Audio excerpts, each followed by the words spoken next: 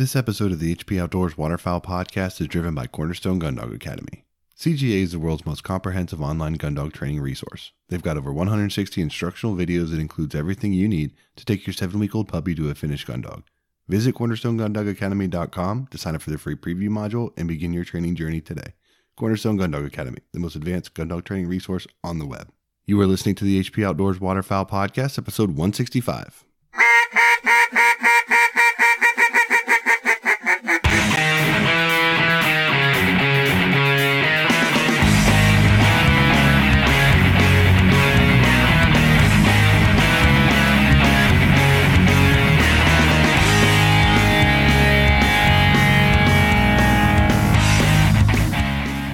This week on the show, we're heading back to Kansas as Dan checks in as he's out spending some time with our good buddy Ben Webster of Big Kansas Outdoors.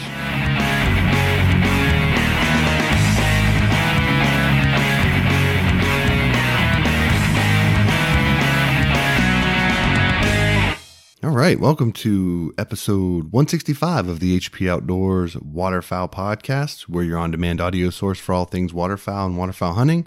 This week brought to you by Quack Rack. They're premium decoy and gear hauling solutions for your UTV or boat. 100% American made. Front racks, roofs, roof baskets, and rear racks. Follow Quack Rack on Facebook and Instagram.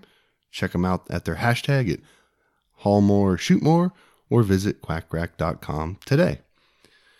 I'm your host, Josh Palm. Welcome to this week's episode. If you're new to the show, you can head over to hpoutdoors.com. You can head over to all of our social media platforms, Facebook, Twitter, Instagram. If you're a Facebook user, you can head over to our listeners group and chat with a bunch of like-minded hunters, talking waterfowl and waterfowl hunting from across the country and across the world for that matter.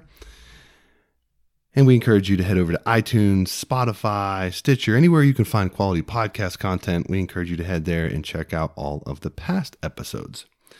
This week, we are, again, unfortunately, doing a little bit of a split episode as Dan sort of made a last-minute run out to Kansas to head out and spend some time with our good buddy Ben Webster here before the holidays. So, unfortunately, I wasn't able to coordinate with those guys, but Dan was able to get some recording done while he was out in camp, and also had a new first time to the show. Friend of the program. If you're in the listeners group, you've seen him around. Aubrey LaHaye is also with the guys in camp, so we'll get a little Louisiana flavor this week as well. So that's a good chat coming from those guys out there. Before we get into that, I do want to take just a minute to thank Gunner Kennels. They're engineered for your dog, designed for travel, and built for your peace of mind. The G1 Kennel has set a new industry standard and put Gunner in a category all its own. They were started to protect your pet, continues to be at the center of everything that they do, and they're dedicated to building the best and safest pet travel crate on the market, because man's best friend deserves man's best kennel. Check out their G1 series of kennels and accessories at gunnerkennels.com. Also, thank you this week to Lucky Duck. About the only creature that they can't deceive is you. Lucky Duck's more than a brand. It's a lifestyle built around the subtle art of critter deception. So while you're focused on the business end of your shotgun or rifle, know that they're completely focused on what matters most, you. So whether you're in the duck blind, dove field, on a predator stand, or chasing turkeys, they're confident that their products will help you succeed. Check out their full lineup, luckyduck.com, and keep up with the latest news by following them on Facebook, Instagram, and Twitter. Also, thank you to Eukanuba. Out in the field, how you've prepared determines how you'll perform. With balanced fat and protein to support peak condition, Eukanuba Premium Performance Dog Food helps enhance strength, energy, and endurance. So when the pavement ends and the truck doors swing open, you and your dogs are ready for anything. Strong, focused, ready for anything, that's a Eukanuba dog. And also finally this week, thank you to 737 Duck and Goose Calls. Original design, select grade components, superior sound, and unparalleled service. 737 takes exceptional pride in producing the finest quality, best built premium calls in the market today. They're made here in America, offered only direct to consumers through their website, and shipping in the U.S. is always free. International orders are also now accepted online, and a 20-day money-back guarantee and lifetime warranty accompanies every call purchased. 737 Duck Calls, lead the flock. Thank you to this week's sponsors of the show. And I do want to say, now that we're in the holiday season here, if you're looking for the waterfowl hunter in your life, or maybe getting yourself a little Christmas gift, always please consider the sponsors of our show. They do a lot to help us provide the content we do, and we thank them greatly. So please consider them when making your holiday purchase decisions.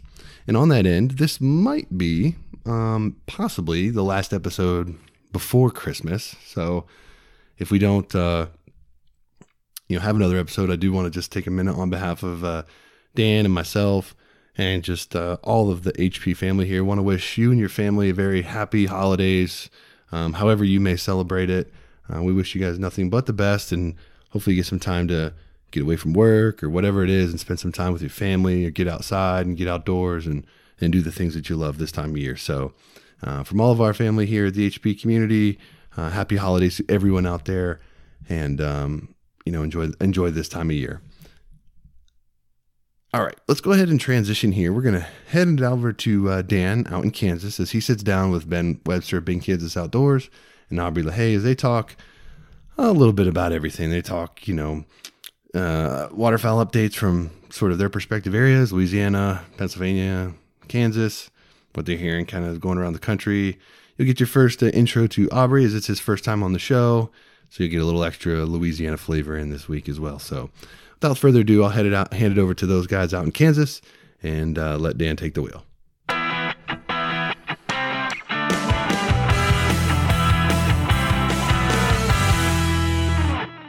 All right, and we are coming to you from Kansas tonight with Mr. Benjamin Webster. What's up? Aubrey LaHaye. There it is. Not Leahay, like Ben would say. No, I say LaHaye. LaHaye. Ben's uneducated, though, so. If the shoe fits. So it's been a couple days of hunting out here. I think we'll go into the state of waterfowl currently in our individual states of where we're at right now, which me coming from Pennsylvania we finally got some cold weather. Not a lot of big pushes of birds. I'm hoping that we got some new birds. I'll find out when I get home. Today is December 21st, late Saturday night. Aubrey. Yes, sir. Louisiana. What have you been seeing, man? Far from ideal. Far from what you're looking for. The birds that we do have are real concentrated. From what I'm seeing, most of the state's been closed, though, now for our split for 14 days or something like that. And some of those guys banged them up pretty good this morning, and a lot of people went this morning and were pretty disappointed with what they saw from what I'm hearing. So it's just real hit and miss. Now, have you been out? When does your duck season open? So you have an early teal, right? We've got the early teal season in September, which is the last 2 weeks of September. And then we've got 3 zones that open up in November, 3 weeks in a row. Nice. And starting, I think, the second week in November. The 7th, I think, was the first. So it would have been the first weekend. Yeah. And we closed the weekend after Thanksgiving, everybody. My zone, which I'm in the East zone, we'll just closed for 5 days, though. So we opened back up the following Saturday. Then the other 2 zones opened up this Saturday. And we go till the end of January. Very nice. So when I get back, I think 27th through January 1 is our second and last split for duck season, which is super awesome that we don't get into January at all, because that's when it gets super cold and we get the push of big birds.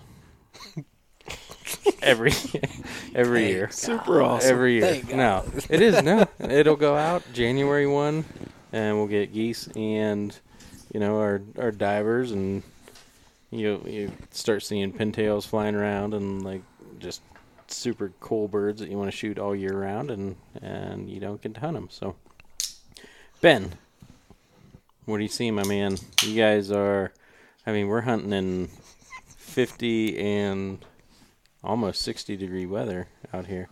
20s in the morning, and then it heats up real quick. So, take me through the last month of you guys running out here. It's ridiculous. It is. Warm. Yeah. Birds don't have to feed. They switch their pattern. Sometimes they don't fly in the morning because it's too cold. It's been an odd year. November was lights out. December's been really good. The guys are doing a great job, but the birds, as far as being consistent in their feeds, have been tough, and we have almost no ducks. Yeah. Which is crazy because last year that's all we did was hunt ducks, but this year we've been struggling to find them, struggling to get a pattern on them. If we do find them, they're feeding too late because, December alone we've had probably at least 10 to 15 days of over 50-degree weather, so it's been real odd to, as far as for the duck hunting goes, but the goose hunting's been good. There's a really good hatch of Lessers and Specks this year and Snows compared to last year, so we are making do with what we got. It's been great. Clients been happy for the most part, so that's all you can ask for. Yeah, and it was so I've been out here a couple days and doing some photography and film stuff and getting to scout if I'm not on hunts. And like this morning, it's cool on my end to be able to see what goes into the operation just from riding around with you and seeing the project management, if you will, just managing every situation and what's going to happen tomorrow and what's going on today and just keeping up on everything. And, you go out and scout today and just you wake up and you see that a fog warning is in effect, and we ride a little bit and then get into an area where honestly making a left turn off of the highway was semi-dangerous because you could not see far enough if cars were going to hit you while you were making left off the road. And we're sitting there and have an idea where the birds might be, so we stop and listen, and the birds are there, and it just makes things so difficult. And I hope people that book with outfitters understand the amount of work that goes into setting up next day hunts, because going around and seeing what you have to deal with, getting a permission, everything else is just stressful, and it's a lot of work. It's a lot of man hours, a lot of time, energy, everything else that goes into it. So for a guy that's starting to get a few gray hairs over there, how's this year been compared to others as far as the scouting and getting on places? We haven't had a problem as far as finding birds getting on them. The problem is them switching their pattern. They don't really have to feed when it's 50 degrees, and they know it. But they're not going to spend a bunch of energy and go and fly north into Nebraska because it's not quite hot enough yet. So it's actually the perfect temperature for them just to kind of hang out and do what they want. If they're roosting on a pond that has a nice grass dam, they might just sit on the pond and eat the grass. Yeah. Because they don't have to fly. Yeah. But they'll fly in the morning, but the last week or two has been probably the roughest as far as really trying to get a pattern on birds. November was really nice, and so was early December, but the last couple weeks has been just a little tough, but it's just like anything else. You just keep working hard. The guys, do a good job at finding birds, and we do our best to be smart with them, try and let them feed as many times in the field as we can, let them get confident, and sometimes that ends up biting you in the butt because you let them feed in the field too long, then they switch right before you're going to hunt them, and it's just part of it. So to date, in the last few weeks, what have you been hearing in other states as far as birds and how it affects this area? What's still open that usually isn't open? Because we were out here end of November, beginning of December last year, and there were ducks, there were birds all over the place. Yeah. As far as I know, the Missouri River in South Dakota is still open, and there's hundreds of thousands of ducks up there. I've heard some reports that Nebraska's pretty loaded. I know there's a couple lakes in northern Kansas that have quite a few ducks. They're not at peak migration or anything, but I do know Wyoming, Montana still have quite a few ducks, and oddly enough, Missouri and Arkansas are actually having a really good season. I think part of that's because Kansas and Oklahoma, for the most part, are somewhat dry. So it's a complete flip from last year. Last year they had too much water. We had a lot of water and food, and we had tons of ducks. Now it's kind of switched a little bit, and they're having a pretty good season over to the east from what I'm hearing. But I think it's all going to change after Christmas. It's going to get cold. I think a lot of stuff's going to freeze up north, and I think those ducks are going to move. They're just going to be a little later than normal. So we'll see what happens. Yeah, not too far east, because I know, this summer we had a ton of ducks around, and as I said on the last couple episodes, we've had thousands of mergansers, and then it got to the point where, we went around to last week's episode with Trav. We drove around to every piece of water and field that we knew that would historically hold any kind of birds, and we could not find anything. Like, you had some mergansers, and just it seemed like a million seagulls, like everywhere you went. So if they open a season for that, we'll be in chips. But besides that, we're hurting for birds in PA most part. But hopefully that changes for our 5-day split here after the holidays. So, Aubrey, man, first time on the show. Welcome. Yeah. Thanks for having me. Yeah. Yeah. It's a So, pleasure. give us a little rundown. How'd you get into hunting? I know you said, I talked to you a little bit. How are the birds? And you said your old man is out there and seeing more than he usually does. So that means you got a hunting dad. I assume he got you into it. It was really didn't have an option. Yeah. Growing up, you were going. you had to go. My whole family, my dad and them growing up farmed, and they still held on to a piece of that right there where we all live, and we retained the hunting rights. So we've got some pit blinds in there, and my dad and his first cousins all hunted pretty regularly. It's very dependent on a lot of different things, weather and pressure wise. But we've had some real good years, and we've had some real bad years like these past couple of years. But some real PA years. We've had, but teal season usually is our thing, and we usually can make the most of teal season and just kind of get by on the rest of it. Yeah. So have you seen, as far as the last few years, just a decline in bird numbers, or is it? It's hard for me to make that judgment because I don't do a lot of moving around as far as that goes. I'm spoiled to what I do, and I know it, but it is what it is. It's too easy, so I don't get out a lot as far as that goes, and but I think a lot of stuff has changed, and that's a long-term deal. Yeah. Heated corn ponds. Heated ponds. No, don't even start.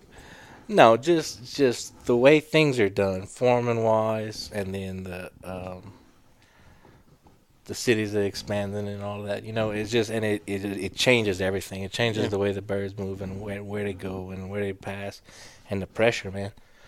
Like, they supposedly overall hunter numbers are down. Yeah. But I feel like home, either they just more concentrated or there's more than there ever was. Yeah. That's what the same thing that I think, and I don't know if through technology and social media that people just know how to hunt a little better, and they scout and they actually get on the birds, and everyone's hunting the same birds. I don't know if that is what's going on, but it definitely seems over the last few years that people are really, running into each other. Right. I think it's because they went, back in the day, majority of guys were weekend hunters. Yeah. I think it went from hunting on the weekends or hunting during the week when you could to now you got guys, like myself, that are running full time, and that's what you see, Yeah. A lot of guys are trying to go full time or trying to hunt every day. And that's a lot. I guess we don't see that around home very often. Like in our area, there you don't have guided hunts, and I think it's from the lack of birds. Like you don't 2 miles and a Canada goose. Yeah. It's hard to sell. Well, some we have a lot of RP in Pennsylvania, so the resident population you get the we're still five birds there, and some of the AP zones went from 3 to 2 in Pennsylvania. Maryland's down to 1, which I'd like to get a few guides from there on just to see how that's affecting them, because it can't be that much fun. One bird in 30 days from what they're used to, but it's a big change. So, Aubrey, how did you meet Ben and Aaron, get involved with BKO, and start heading up here and waking up early and leaving your house at 3 a.m. and getting pulled over? Getting harassed by Kansas Highway Patrol. It's back in the day, man. I was. Well, wait. Let's clear that up real quick. So Aubrey got up here. We talked to him a few times on his way up here. He didn't say anything, but then he came in tonight and said, "Yeah, he had to do a field sobriety test at 2 o'clock in the afternoon. At 2 o'clock in the afternoon, a state trooper pulled him over, and he had ingredients for gumbo, and he had some beer in his truck, and they made him do a field sobriety test. I think he was just profiling me because I'm from Louisiana. He It just must says be. people from Louisiana just all they do is drink beer all day. I guess I don't know. Build the wall. Stop it. Around Louisiana. Yeah. So anyway, what's the story? How'd you meet these guys? Man, back in the day, I don't know what I was doing. I stumbled across a forum like they used to have before social media. Okay. I don't know. Well, they still have them. Well, yeah, nobody looks at them though. Yeah, it's like a graveyard. And I met up and I hooked up with a dude with Chris, who's from north of here a little bit, and we started talking, and through time we met up back. We contacted back through Facebook and just stayed in touch. And then he was like, "Man, you need to come hunt. And I was like, "Oh well, you know." And then one year it worked out, and I came up and I met Aaron. I hunted with Chris and I hunted with Ben. Back with his on Chris's pond, right? Yeah, and we shot them geese, and it was beautiful weather. It was like 50 degrees and sunny that day, and then woke up the next morning, and it was sleeting, and it didn't stop sleeting until I left. Jeez. 3 days later. Talk about miserable. It was bad. Yeah. No, but and that's kind of how it started, man. We I've been, I don't know how long ago that was, 5, 6 years ago. Probably 6 for sure. Yeah. And I've been coming up every year, make a trip or two, and the last couple of years I've made 2 or 3 trips, bringing up some groups for Ben and them, making some hunts. So what do you think about Ben? He's all right. He has his days. Truth. There's no doubt. So what's your best hunt that you've had up here? Probably the 75. The last year we came, the last weekend of late goose season, and that first morning it was 11 degrees, and we shot 75. And sleeting again. It had sleeted. I don't think it was sleeting that morning, but it was ice. The roads were all iced. Yeah, we almost died a couple of times getting there, but we made it. And the specs, I never seen anything like that. It was unbelievable. We had our limit of specs. There was 14 of us. We had our limit of specs in 30 minutes. And then we had to stop shooting Canadas because the specs were mixing in. But we killed 75 birds. Wow. And no, that's the coolest. That, and then the last morning we hunted in whites in a white spread and killed a big pile, 60 or 65 or something too that day. Yep. Which was pretty cool. That's a good trip. Yeah. And got to hunt in the snow the middle day, and shot 18 or 20, which was still cool. Very cool. That was a super cold day. Yeah. And then on the edge of that cornfield. And snow covers. Yeah. We were all idiots, especially the guide. It's 10 o'clock. Birds haven't flown yet. We're like, let's go sit in the truck for warm up because we're all freezing. And, for 30 minutes, if we see any birds fly, we'll run out. As soon as we get to the truck, sit down, flock of birds in the decoys. Oh, yeah, we watched them. That hurts.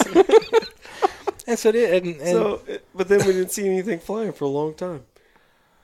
And then Y'all went ride to look at the rooster or look at another rooster or something. And we stayed behind. And as soon as y'all turned the corner, they all got up off the pond and came. Or a big group of them got off and came and called. I was like, they're up. So we took off. We jumped in. Out there. As soon as we get in the blind group, right in the decoys, bang them up. We shot into a few groups, but it was just they were sitting on ice. It was that cold. It was cool, but it was still fun. Oh, it was no doubt. And just hunting in the snow like that, it's not something I've done a whole lot in my life, believe it or not. Down Louisiana? No. Do you guys ever get snow down there? We do. Not very often, but in the past few years, we've got it a couple of times. Yeah. We got a couple inches 2 years before last, I believe. Yeah. It was there for about 6 hours. And then it melted off. The ice was there. Jeez, I went. It was legit snow. Yeah, it was like the whole state shut down. No, it wasn't last year. I think it was the year before. Yeah, everything's the whole world shut down south of I-20. That's when I flew out to come out here. I think I left my house at noon, and from the time I woke up till noon, I think we got like 7 inches of snow. I plowed my driveway 4 times before I left. That morning. That's impressive. Yeah. That's awesome. I don't have that problem. I need to move. To Kansas. Yeah. I'm moving out to Kansas. I'd like to. We might end up talking about it. So what other I guess just over the few years that you've been coming out here, what have the changes that you've seen, if any? Flight patterns. The I don't know about changes. The biggest, most consistent thing for sure is that whenever I come up here, the weather is wrong. We came last January and it was like this. It was hot, warm. Year before last, I came and was with Aaron and them, and it was 70 degrees for Thanksgiving. We went fishing. And then the first year it iced over. The whole freaking thing was iced over. The birds are pretty the same as far as I've noticed. Yeah. Just a ton. It's funny when I come out here. It's amazing the difference. Yeah. Well, yeah. It's really eye-opening, and then I'll sit out here and I'll be, snapping friends back home, and I'll be like, yeah, we're waiting for about, 5,000 to show up. And they're like, 5,000 what? I'm like, 5,000 geese and 3,000 ducks. Yeah. Like, that's like the entire state of Pennsylvania. I was like, well, that's one feed here. It really is just the volume of birds is unbelievable. It's crazy, and people don't understand how. Well, and like the most noticeable thing coming from home is, if you see some ducks, like you're driving by and there's a pond and there's some ducks on it, it's some mallards. Mm-hmm. At home, you don't see. It's probably some teal or some spoonbills if you see some ducks on the side in a field somewhere.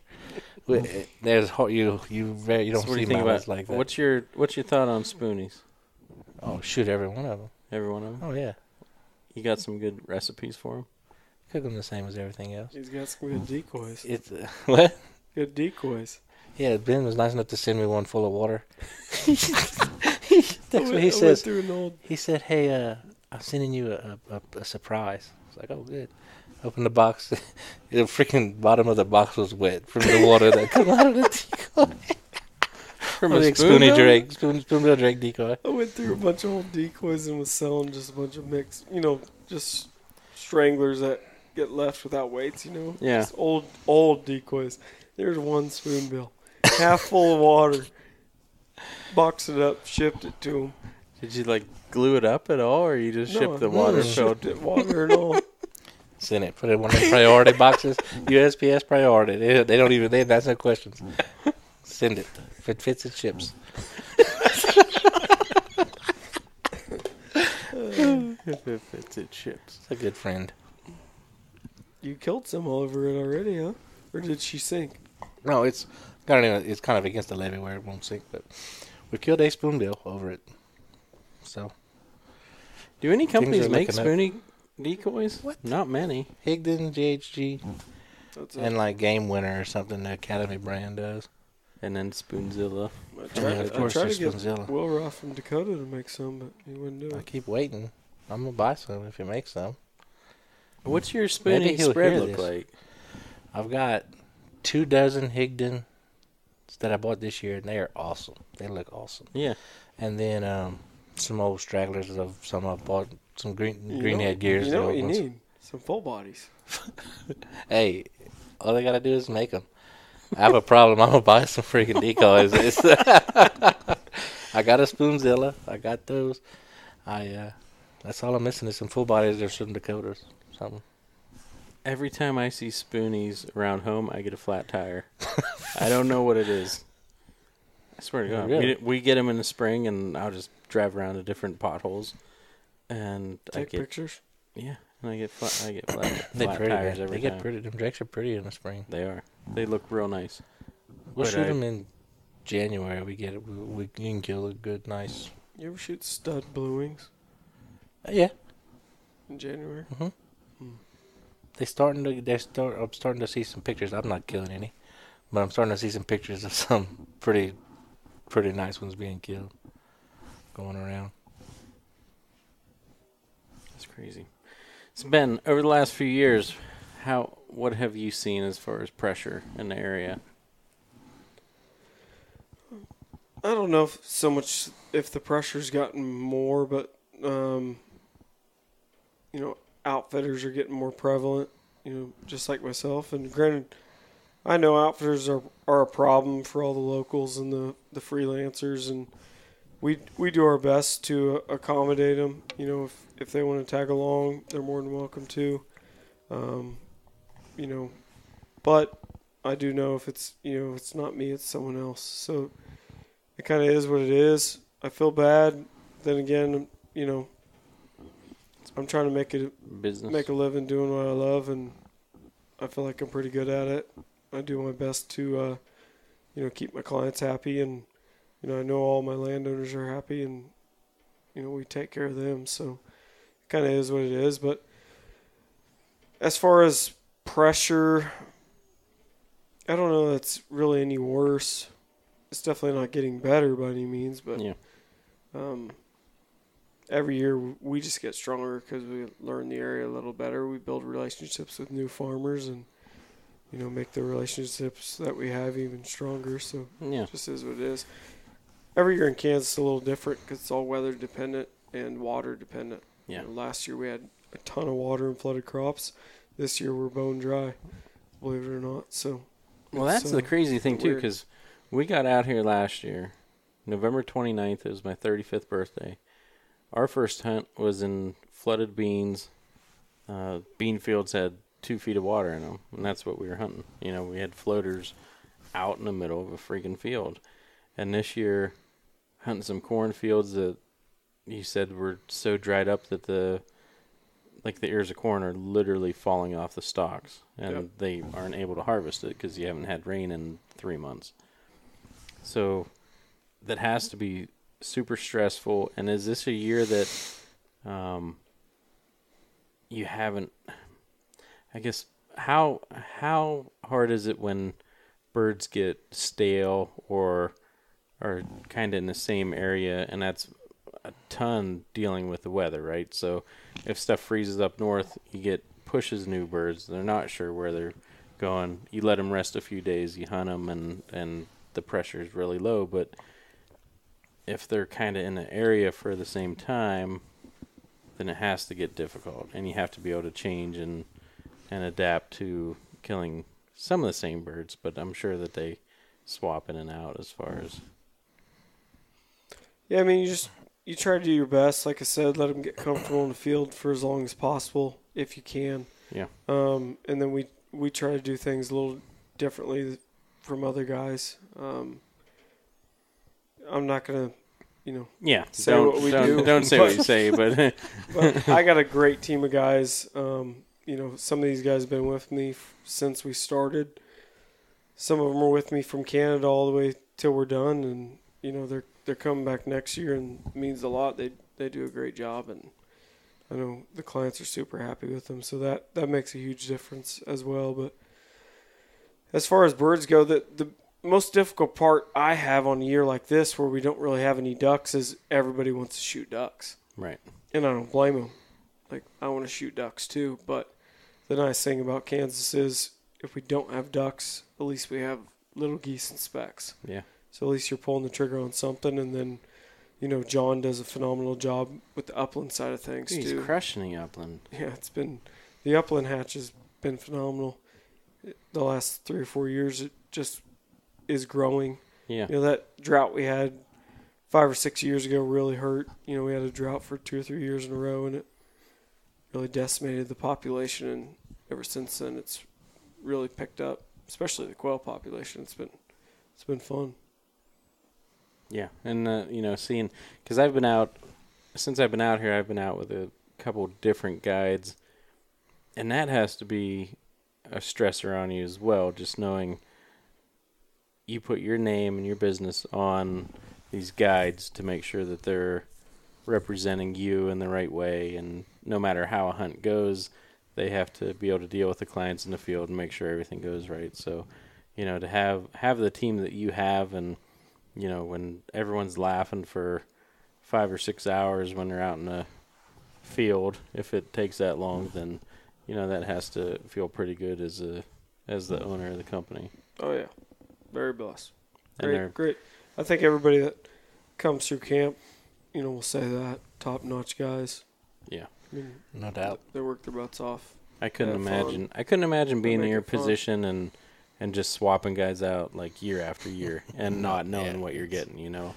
And that would just be another stressor. It's just been for me, riding around with you the last couple of days has been eye opening. Like I go on hunts with you, and after the hunt, I go back and take a shower and eat lunch, Yeah, hang out. it's not very fun to scout with me.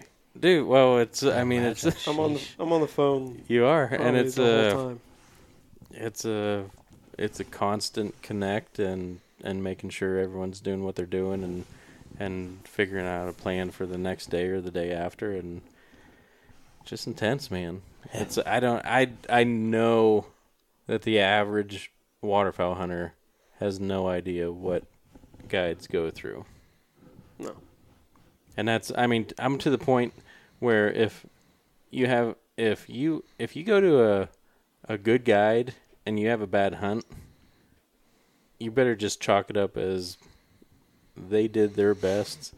They put the miles on. They did everything possible and made the best decision for you to have a successful hunt, if you did or not. And that's what it comes down to, because there's things that I see from this side now that I would have done the exact same if I was at home, if I was spending money to hunt or not, and I knew that something would work out. If it didn't work out, I'd have been in the same spot. Like, made the same decision, this is going to work, and it's a wild animal, man. You can't, Absolutely. if you could limit out every day, you'd limit out every day, but it's hunting, and nothing's a guarantee, that's for sure. That's for sure. I don't know, man. It's been a good trip out here, and got some good footage, some great kills, and some piles, and I don't know. I love Kansas. I loved it since 2003 was the first time I came out here in college playing baseball, and just the area, and I don't know, just a place I feel like I need to be. Yeah. What do you think, Ben? Well, you won't have to be worried about plowing 8 inches of snow. In 4 hours? No. No, yeah. So how long are you up here? Till Tuesday. Let's see. So, is that Christmas Eve? It's Mhm. Christmas Eve. Mm-hmm. You going back? Mm-hmm. And then he comes back Last weekend of January. over Right well, after us. Yep. Bless you. Salute.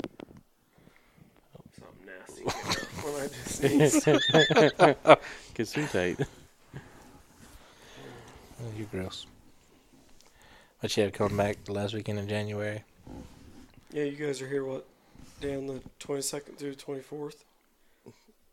No, is Maybe. that right? Somewhere, 21st. Yeah, 21st through 23rd. And then Aubrey's here 24th through the 26th. That's it. That's poor timing. That's him. All right, so what's the main ingredients to gumbo, and what do you see people messing up? You know, this goes with a lot of things. Trying to rush it, you can't rush it. Yeah. You know, it takes time.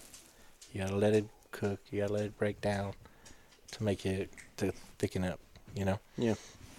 That's really the key, because you or with a gumbo specifically, they'll scorch the roux on the bottom of the pot, and the whole thing's ruined. You throw the whole pot away, pot included. You start over again.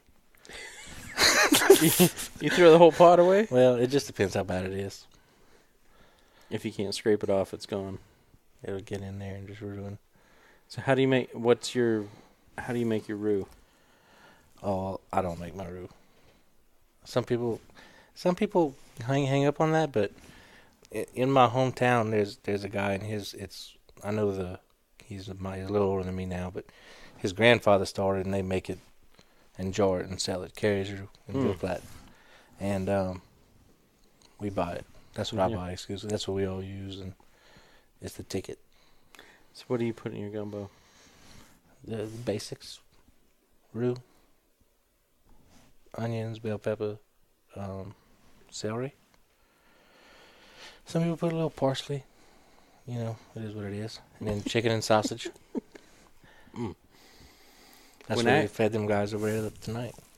I think I've only been to Louisiana one time, and it was for work, and we went down and had duck and andouille gumbo. Where at? Where in Louisiana were you? Lafayette. Okay. There's potential. Potentially you had some good gumbo. It was good. Yeah? It was good. It was a really... What are you shaking your head at? I like Aubrey's. He said potential. Well, Aubrey's gumbo makes well, he me said fat he had and happy. He said that he had enough to make. Well, I thought them guys can eat. Well, they cleaned it up. They cleaned it up. Oh yeah. We were have supposed to make get a new pot tomorrow night. Now we gone. Sucks to suck.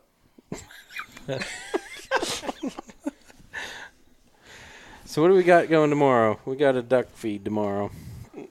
Not feed. feed. We got a little hole. Something. We found a hole. There's some birds. We'll get set up. Small creek. And hopefully... I haven't even checked So I the weather. need some 3.5-inch BBs?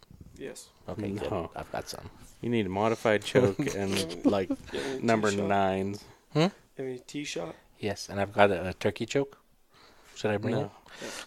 Yes, okay. T-shot and a turkey choke. So are we taking extra blind in? No. We'll make it work. Or you squeeze? Then I'll I figure take out. up a lot of space. I'll figure out where I can hide. But you need to bring a chair. I need to take a chair too. I stood a long time today. Hiding in pines. It was good though. There are birds around, and I think we're in the chips tomorrow, so we'll probably give an update on that. But it is, what time is it here? Almost 11 o'clock. Got an early morning. Got a good drive. And you're working on not too much sleep here. 21 hours? You slept 21 hours? No, I've been awake. No, I don't think my math's right. 13 hours, maybe? Not even close. I slept like 2 hours last night, okay? What time did you leave? I woke up at 2. You woke up at 2. Mm-hmm. You're not even at 20 hours yet. Oh, shit. Excuse me. You're getting there. That's still a long How day. many? That's a That's long. what, 19? That's a long drive 18, with. 19? That's a long drive with a Math is hard. with the sobriety test and Yeah, it's very stressful. stressful times. Stressful times to be alive. Did you see any birds on your way up? I saw, let's see, when I was in Texas still, before I got to Dallas even, there was a whole lot of snow geese heading south. Then a couple of scattered small groups like coming up through Oklahoma in them ponds. Then crossed into Kansas. The first pond I saw, and I told y'all this on the phone, loaded. Slap full of geese. Mm-hmm.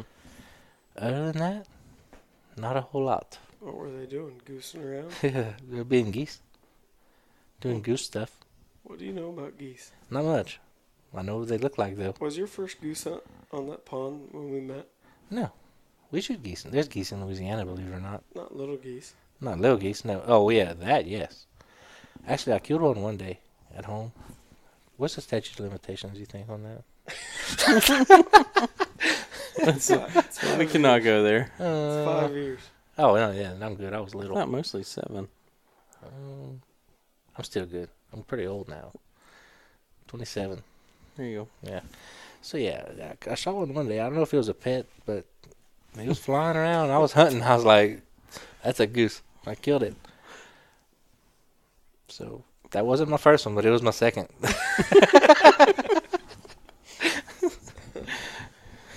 Oh, yeah.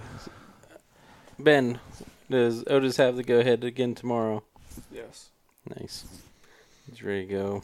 Harley's going to be mad. Oh, yeah. And it should be a banger, so. This is always ready. He is. You don't mess around. That dude, what's he weigh right now? What does he weigh? Probably 73 pounds. 73. I was going to say. He dipped down to like 68 after Canada. We went to Canada. I always go to Canada heavy. He was 76, which is actually really heavy for him, but it was all muscle and, he put on some healthy fat. But I always try to go to Canada heavy because we run so hard. I can't keep weight on him. He dipped down all the way down to 67. And yeah, Kayla said he dropped down to mid-60s, and I know Kimber's, Yep. I mean, she's older, and she's low 60s as far as pounds go, and he looks good. He looks fit. well, he is fit. He is fit. I mean, He works out. he runs. He gets the Kansas runs in. Yep. Or he's over there on the couch snoring right now. Yeah, good dogs, good people, good food, good area, good hunting. Good stuff, man. So, it's getting late. We got an early morning. Yes, we do. And I think I got the top bunk tonight. Okay. How you feel about that? That's probably a safe You guys bet. could share a bed. I'm not good at sharing.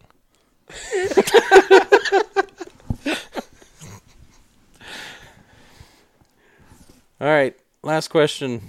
Oh, Yes or no? Did Epstein hang himself? absolutely not. No.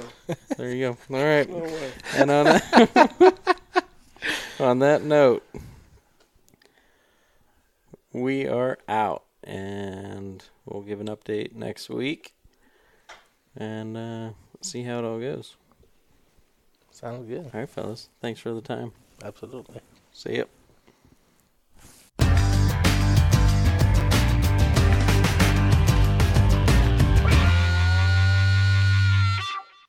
All right. Thanks to the boys for checking in out in Kansas. And one of these days, I'll hopefully be back in the main portion of the show. It's just kind of worked out how we've had opportunities to get some content together. And Dan's got a little more flexibility in his life right now as he's between jobs. So we take advantage of that when we can. So hopefully this coming week, we'll be back together and we'll be able to circle the wagons here and kind of get back onto a little bit of a normal kind of deal. But in the meantime, hopefully you enjoyed this week's episode.